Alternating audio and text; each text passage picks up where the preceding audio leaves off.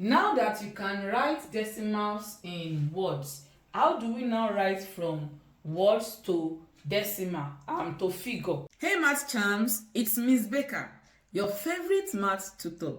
So grab your pen, your jotter, and maybe a snack. Let's solve some problems together.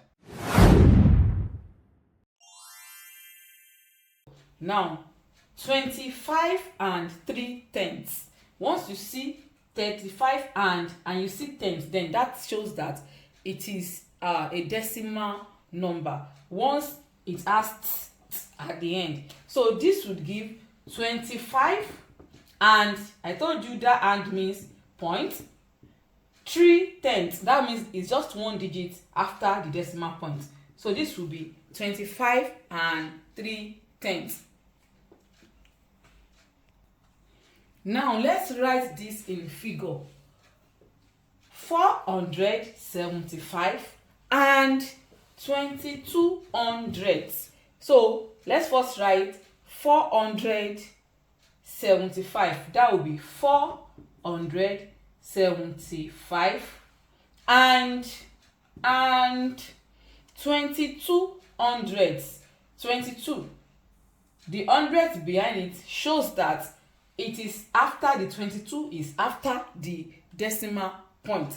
So the 100 shows that it is after the decimal point. Another way that this could have been written is 475.22. So either way, you know that, okay, once you see hundreds or anything, you know that the remaining number is after the decimal point.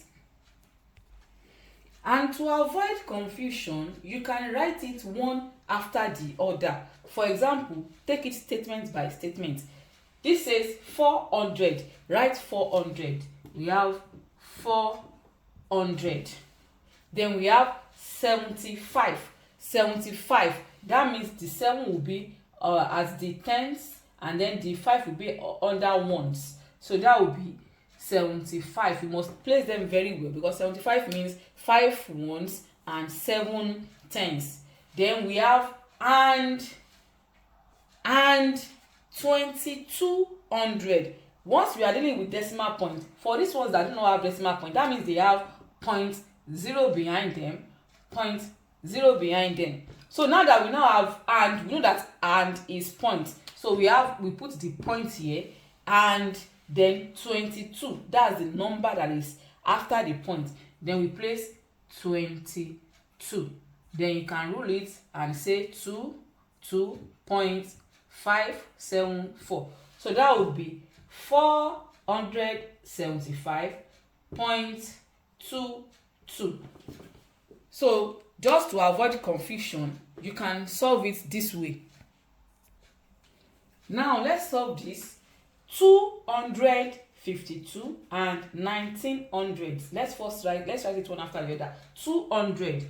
We have 200. 52. 52 means 5 tens and 2 ones. So we have 52. Since we are dealing with decimal, that means we have 0.0 here, 0.0 here. And 19. That will be and 1900. So we have 1252. So this would give 252 and or 0.19. So this is how to write decimal from words to figures. So now you can write these ones. Write these ones in figure and leave your answers in the comments. That's it for today. If you learned something new, don't keep it to yourself. Like, share, and drop your answers or thoughts in the comments.